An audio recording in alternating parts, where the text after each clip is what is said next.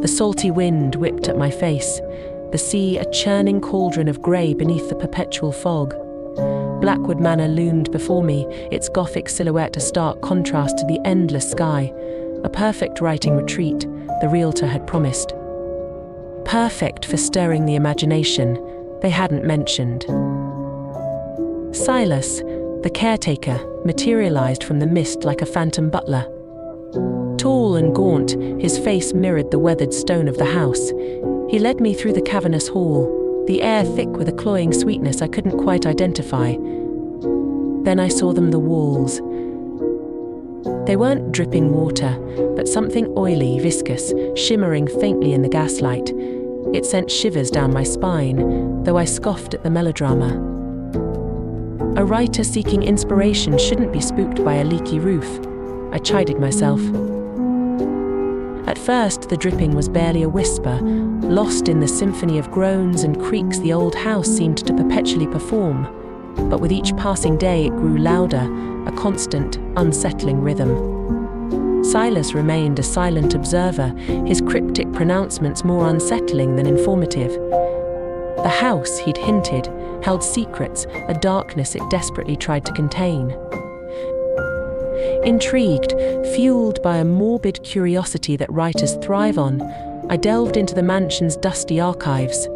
Yellowed pages and faded photographs unfolded stories of a family shattered by violence, their screams echoing in my mind long after I closed the brittle volumes. With each drip of oil, a new vision flickered behind my eyelids. The oil itself exerted a strange pull.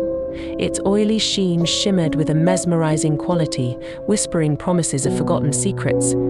I found myself drawn to it, my fingers hovering just above the surface, a morbid fascination battling with a deep-seated revulsion. Then, with a sickening plop, a new tendril of the oily substance seeped down the wall, staining the edge of a book one left lying on the table. Fear, a cold hand clutching my heart, replaced curiosity.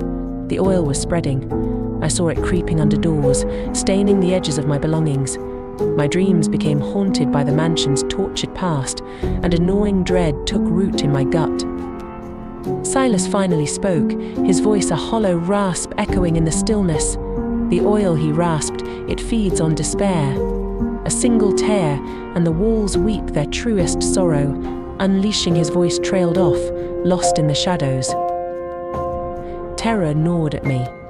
The house seemed to press in, the oil shimmering brighter with each passing moment.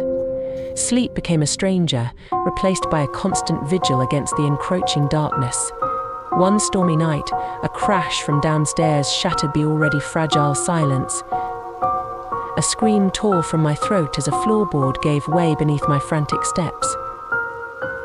A single tear escaped my eye, hot and stinging, landing on the oily stain on the wall.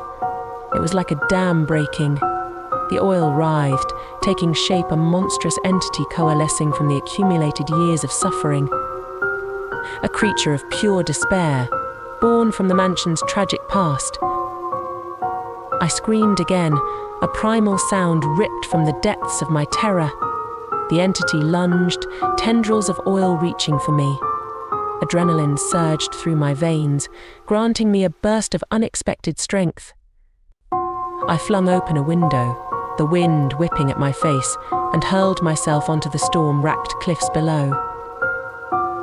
Battered and bruised, I crawled back to the village, the horrifying secrets of Blackwood Manor clinging to me like the clinging mist. I must expose its darkness, break the hold it has on the trapped spirits, warn others away from its weeping walls. Yet, a chilling uncertainty gnawed at me. Would my tale be believed, or would the oil's influence seep further, silently corrupting the world beyond the storm-racked cliffs?